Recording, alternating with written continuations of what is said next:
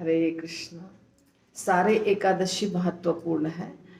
जो भक्त हैं उन्हें 24 एकादशी करना चाहिए, परंतु कल जो एकादशी है जिसको निर्जला एकादशी कहते हैं, वो इसलिए ज़्यादा महत्वपूर्ण है क्योंकि यदि उस एकादशी को, निर्जला एकादशी को अच्छे से कर लिया तो 24 एकादशी के करने का फल प्राप्त होता है। ये व्यास देव जी ने पांडवों के भाई, पांडव जो थे उसमें से जो भीम थे, उनको बताया है। इस कथा का वर्णन मिलता है ब्रह्म वैवर्त पुराण में। तो भीम एक बार जाते हैं व्यासदेव जी के पास, जो उनके दादाजी लगते हैं, और कहते हैं कि देखिए दादाजी, मेरे से भूख बर्दाश्त नहीं होता है। मुझे पता है नकुल, सहदेव, अर्जुन, युधिष्ठिर सब करते हैं एकादशी व्रत का पालन, पर मैं नहीं कर पाता हूँ। माताएं भी करती हैं, सब लोग, बड़े बूढ़े बच्चे सब करते हैं, पर मेरे से भूख बर्दाश्त करना संभव नहीं है। तो व्यास देव जी ने कहा कि एकादशी तो करना पड़ेगा, क्योंकि एकादशी के दिन यदि अनाज खाया तो पाप खाने का फल मिलेगा, नरक जाना पड़ेगा, अर्थात पाप हमारे शरीर में प्रवेश कर जाता है अनाज के माध्यम से। यदि हम अनाज खाते हैं एकादशी के दिन तो हमारे शरीर में अनाज के साथ साथ पाप भी चला जाता है, क्योंकि एकादशी के दिन अनाज में पाप वास करता है। तो व्यास देव जी ने कहा भीम को कि एकादशी भगवान को बहुत प्रिय है, और यदि तुम चाहते हो कि नरक ना जाए, नरक जाना ना पड़े, तो एकादशी तो करना पड़ेगा। दोनों के बीच में बहुत देर वार्तालाप हुआ और भीम ने कहा कि ये तो मेरे से संभव नहीं है, कुछ दूसरा उपाय बताइए। व्यासदेव जी ने कहा देखो, जो भी उपाय है, कोई भी, तुम्हें सब कुछ वैदिक रीति के अनुसार मैंने बता दिया।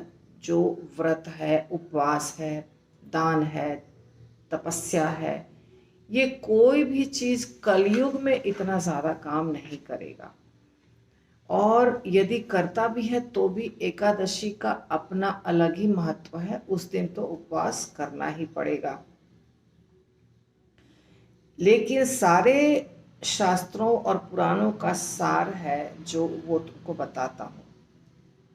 तो उन्होंने कहा कि देखिए, भीम बहस कर रहा है। भीम कह रहा है देखिए, महीने में 2 दिन उपवास करना तो मेरे से संभव इसलिए नहीं है कि मेरे पेट में बहुत जोर से अग्नि की ज्वाला उठती है, उसको शांत करने के लिए मुझे अनाज खाना ही पड़ता है, तब वो शांत होता है। तो कुछ ऐसा बताइए कि सिर्फ 1 दिन उपवास करूं और सारे उपवास का फल मिल जाए। तब उन्होंने एक तिथि बताई जो मैं आपको बता रही हूँ। व्यासदेव जी ने कहा ज्येष्ठ मास के, जो अभी आएगा कल, उसके बारे में। ज्येष्ठ मास के शुक्ल पक्ष में जब सूर्य वृष और मिथुन राशि में आता है, उस समय के एकादशी को निर्जला एकादशी कहते हैं। तो निर्जला एकादशी का अर्थ हुआ कि उस दिन जल भी ग्रहण नहीं करना है, और आचमन जो करना है, आचमन करके हम करते हैं गायत्री या कुछ और जो भी सेवा भगवान की करते हैं, तो उसमें इतना जल लेना है, सिर्फ इतना जल जिसमें एक सरसों का दाना, राई का दाना डूब जाए, बस उतना जल से आचमन करना है। कई बार ऐसा होता है, निर्जला एकादशी है और हमारी राजभोग में सेवा है, माता जी लोगों की सेवा होती है राजभोग की, हम भी कई बार गए हैं, तो प्रश्न उठता है कि आचमन तो करना जरूरी है, आचमन करें कैसे? तो आचमन करना है, परंतु सिर्फ राई डूब जाए इतना ही जल लेना है, उस जल से आचमन करना है और फिर उपवास करना है। तो इस दिन यदि कोई ज़्यादा जल पी लिया, निर्जला एकादशी के दिन यदि किसी ने ज़्यादा जल पी लिया, तो मद्यपान पीने के बराबर हो जाएगा, शराब पीने के बराबर हो जाएगा। और कुछ भी खाना, आज कल कल जो आएगी एकादशी उस दिन कुछ भी खाना वर्जित है। कुछ भी खाने से व्रत भंग हो जाता है। एकादशी के दिन सूर्योदय से लेके द्वादशी के दिन जो समय है, जो समय हमें मिलता है उपवास तोड़ने का, तब तक पानी पीना भी वर्जित है। देखिए, ये जो शास्त्र कह रहा है वो मैं बता रही हूँ। प्रैक्टिकली सबसे ये नहीं हो पाता है निर्जला एकादशी। तो जब नहीं हो पाएगा तो माफ़ी मांग सकते हैं आप भगवान से, और फल जैसे नॉर्मल एकादशी करते हैं वैसे कर सकते हैं, लेकिन संभव है तो इसका पालन करिए। और द्वादशी के दिन कैसे करना है ये व्यासदेव जी भीम को बता रहे हैं। ये हमारे से कलयुग के जीवों से ये संभव नहीं है, लेकिन व्यासदेव जी भीम से इनको बता रहे हैं। जो अमीर व्यक्ति हैं वो कर सकते हैं कि द्वादशी के दिन ब्राह्मणों को जल देना है और सोना, सुवर्ण, गोल्ड गोल्ड वो दान करना है, और ब्राह्मणों के साथ बैठ के भोजन करना है। ये कब की बात हो रही है? द्वापर युग में, जब भीम और व्यासदेव जी बातें कर रहे थे। तो इस एकादशी को ऐसे करना चाहिए, ये है नियम। अब हम कैसे करेंगे? हमसे जितना संभव, कोई भी व्रत है, उपवास है, तपस्या है, शरीर जितना कंट्रोल कर पाता है, तपस्या जिससे शरीर ठीक रह पाता है, उतना ही करना चाहिए। और नाम का जप ज़्यादा करना चाहिए, हरे कृष्ण महामंत्र का जप ज़्यादा करना चाहिए। जैसे कल निर्जला एकादशी है तो 64 माला कर लीजिए। अगर ऐसा लगता है कि मेरे से नहीं हो पा रहा है या कुछ, भागवतम सुन लीजिए ज़्यादा से ज़्यादा। संकीर्तन कई जगह 24 घंटे होते हैं, उसमें भाग ले सकते हैं। ये सब इस एकादशी के व्रत करने से इस जो पुण्य प्राप्त होता है उसके बारे में सुनिए। पहली बात तो हो गई कि एक यदि ये एकादशी कर लिए निर्जला तो 24 एकादशी करने का फल प्राप्त होगा। बाकी जो और 23 एकादशी है उसका भी, परंतु भक्तों को 24 करना है। ये भीम के बारे में बता रहे हैं व्यासदेव जी, क्योंकि भीम ने कहा मेरे से बर्दाश्त बिल्कुल भी नहीं होता, तो भीम को बोला ठीक है तुम एक ही कर लो।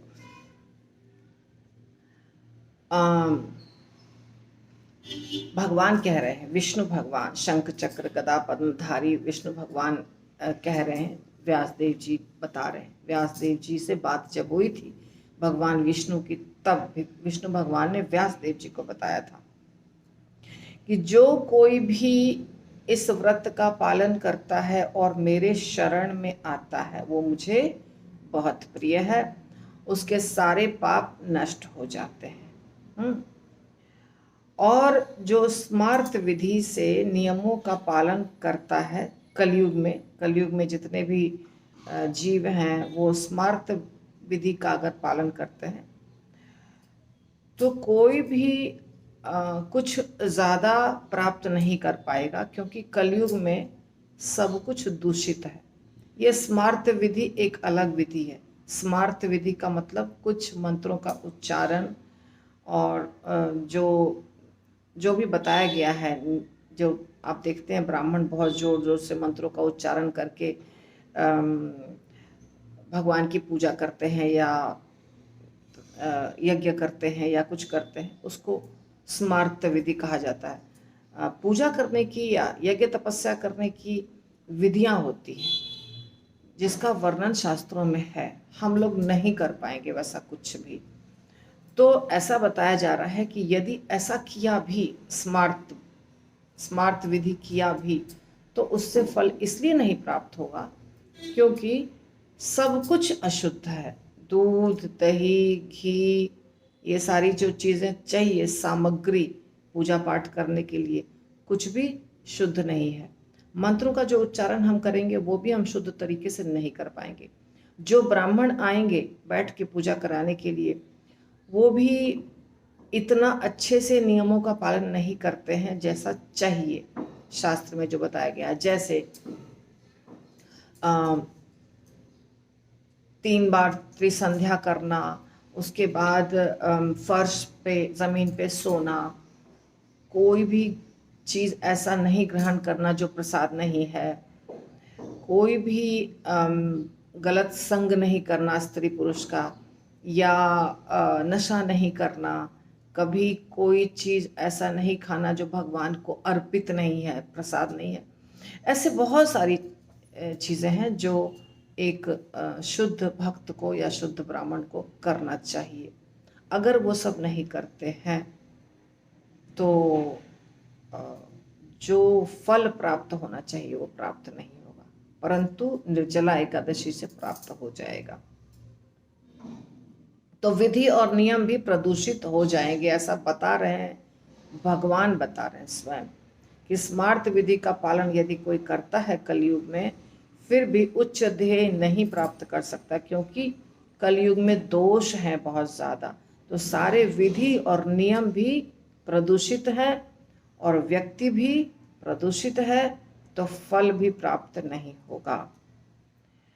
हे वायुपुत्र, किसी भी एकादशी में अनाज तो किसी एकादशी में नहीं खा सकते हैं, परंतु इस एकादशी में पानी पीना भी वर्जित है। इस व्रत के पालन से, निर्जला एकादशी के पालन से सभी तीर्थ स्थानों में जाने का फल मिलता है, और मृत्यु के समय उसे लेने के लिए जो इस एकादशी का व्रत करता है, यमदूत कभी नहीं आएंगे। लोगों को डर लगता है ना, यमदूत आ जाएंगे, नरक लेके जाएंगे, बहुत कुछ हो जाएगा, जिसको भी डर लगता है। देखिए कुछ भक्त हैं जो कुछ भी भक्त तो नहीं बोल सकते हैं, कुछ व्यक्ति हैं जो कुछ भी उपवास नहीं करते हैं, कोई व्रत उपवास नहीं करते हैं, वो भी एक एकादशी कर ले तो बहुत अच्छा है, क्योंकि निर्जला एकादशी करने से यमदूत नहीं आएंगे। लेकिन यदि नॉनवेज खाते हैं, कहने का मतलब कल हमने निर्जला एकादशी कर लिया और परसों से नॉनवेज खाने लगे, तो उसका तो परिणाम मिलेगा, ऐसा नहीं कि नहीं मिलेगा। हर कर्म का परिणाम मिलता है। हमने कल निर्जला एकादशी कर लिया, कल हमारे सारे पाप कट गए, हमें सारे पुण्य मिल गए, और परसों से अगर हम फिर से नया पाप करने लग गए तो नया पाप का परिणाम भी मिलेगा। हमेशा याद रखिए, गंगा स्नान किया, यमुना स्नान किया, सारे पाप कट गए, और स्नान करके बाहर निकल के आए और नया पाप करना शुरू कर दिया, तो जो नया पाप करेंगे वो फिर जमा होना शुरू हो जाएगा। इसलिए ऐसा पाप नहीं करना चाहिए, जैसे किसी जीव को मारकर खा लेना, ये बहुत बड़ा पाप है। हम जिसको भी मारकर खाते हैं, फिर बाद में वो हम बनेंगे बकरा और वो हमको काट के खाएगा। अच्छा नहीं लग रहा है ऐसा बताने में आपको एकादशी की कथा के बीच में, परंतु यदि किसी को लगे कि निर्जला एकादशी हमने कर लिया, अब तो यमदूत नहीं आएंगे, अब तो हम एकदम पाप मुक्त हो गए, पाप मुक्त तो हो जाएंगे, ये तो निश्चित है। यदि कल निर्जला एकादशी किए, उसी समय उसी दिन पुराने सारे पाप कट जाएंगे, परंतु नया पाप जमा नहीं करना चाहिए। नया पाप जमा करेंगे तो उसका परिणाम तो भोगना पड़ेगा, इसलिए नया पाप नहीं करना है। तो ये हो जाता है, और यमदूत तो नहीं आएंगे, विष्णु दूत आएंगे और वैकुंठ लेकर जाएंगे, और गोदान करने का भी फल प्राप्त होगा और सारे पापों से मुक्ति मिल जाएगी। तो जब ये कथा सबने सुना, केवल भीम ने नहीं सुना, बाकी पांडवों ने भी सुना, तो सारे पांडव सोचने लग गए और करने लग गए कि हाँ हमें भी करना है, हमें भी करना है।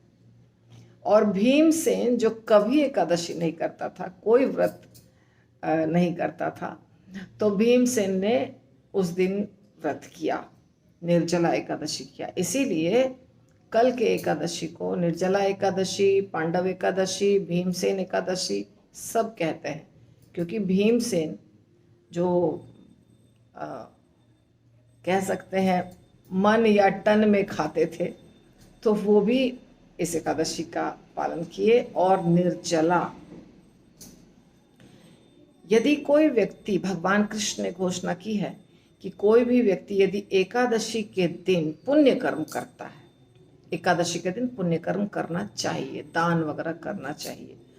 तीर्थ स्थान जाता है, वहाँ पे स्नान करता है, गंगा स्नान, यमुना स्नान, गोदावरी स्नान, आपके नज़दीक जो भी नदी है उसमें स्नान करता है, वैदिक मंत्रों का पठन करता है और यज्ञ करता है, तो ये सब अक्षय हो जाता है। अक्षय का मतलब होता है इसका नाश नहीं होगा, जो हमने पुण्य कर लिया एकादशी के दिन वो सब जमा हो जाएगा। तो एकादशी के दिन हमें तीर्थ स्थान जाना चाहिए, गंगा स्नान, यमुना स्नान, गोदावरी, त्रिवेणी, जहाँ आपको जो पवित्र नदी मिलती है उस नदी में स्नान करना चाहिए, कुछ दान करना चाहिए, मंदिर में दान, ब्राह्मण, उचित ब्राह्मण को, किसी को भी नहीं। जो ब्राह्मण सिगरेट पीता है, बीड़ी पीता है, नॉनवेज खाता है, ऐसे ब्राह्मण को दान करने से फल नहीं होगा प्राप्त। खोजिए अच्छा ब्राह्मण, जो ब्राह्मण नियमों का पालन करता है उसको दान कीजिए।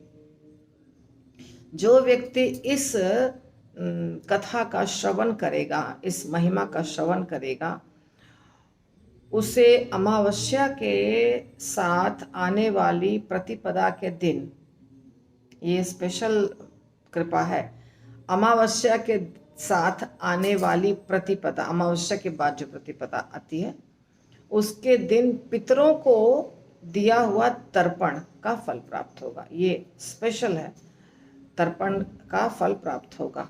अर्थात अमावस्या के साथ आने वाली जो प्रतिपदा होती है उस दिन जो पितरों को तर्पण किया जाता है वो बहुत विशेष होता है, तो उसके बराबर का फल प्राप्त होगा यदि निर्जला एकादशी किए तो, और श्रवण किए इस कथा का तो भी। यदि आप नहीं कर पा रहे हैं निर्जला एकादशी, देखिए हमारे घर में कुछ माता जी या प्रभु जी बूढ़े होते हैं, उनसे उपवास संभव नहीं है, किसी को बीमारियां हैं, दवाई खा रहे हैं, वो उपवास नहीं कर सकते हैं, है ना, ऐसी ऐसी बीमारी है जिसमें दवाई खाना ज़रूरी है, तो कम से कम कथा सुना सकते हैं आप उनको। कथा अगर सुन लेंगे तो ये सारा फल प्राप्त होगा और वैकुंठ भी प्राप्त होगा। तो सिर्फ इस व्रत की महिमा सुनने का इतना बड़ा फल है, करने का इतना बड़ा फल है। तो निर्जला एकादशी जो कल आने वाली है उस दिन कम से कम ये कथा सुनिए, अपने घर के सारे सदस्यों को कथा सुनाइए, और निर्जला यदि होता है तो बहुत अच्छी बात है, नहीं होता है अगर नॉर्मल एकादशी कीजिए, साथ साथ श्रीमद् भागवतम की कथा सुनिए, जो मंदिर नज़दीक है वहाँ दर्शन कीजिए, यदि भगवान कृष्ण का मंदिर या विष्णु भगवान का मंदिर, रामचंद्र जी का मंदिर है तो वहाँ जाइए, 4 परिक्रमा कर लीजिए उनकी, कीर्तन में भाग लीजिए, कीर्तन खुद भी करिए, भगवान का भजन करिए, ज़्यादा से ज़्यादा माला का जप करिए, हरे कृष्ण हरे कृष्ण। ये जो मंत्र है सबको पता होगा शायद ये मंत्र, नहीं तो मैं बता देती हूँ, हरे कृष्ण कृष्ण कृष्ण हरे हरे, हरे राम राम राम हरे हरे, ये मंत्र होता है। इसका जप करिए 108 मोती के माला पर, तो बहुत लाभ होगा, बहुत अच्छा दिन है। इसलिए जल्दी जल्दी मैं ये वीडियो बना रही हूँ, क्योंकि आज ही मैं करीब 11 बजे जा रही हूँ वृंदावन। कल मैं रहूँगी वृंदावन में सुबह, फिर कल मुझे यहाँ वापस आ जाना है, तो कल तो वीडियो कथा नहीं कर पाऊँगी, आज भी टाइम नहीं है। सुबह बहुत तेज़ी से मैंने रिकॉर्डिंग किया है, यदि कुछ गलती हो गई होगी तो माफ़ करिएगा, और यदि चैनल को सब्सक्राइब नहीं किए तो सब्सक्राइब करिएगा, अपने दोस्तों को और भक्तों को, घर के सदस्यों को कथा सुनाइएगा। हरे कृष्ण। श्रील प्रभुपाद की जय।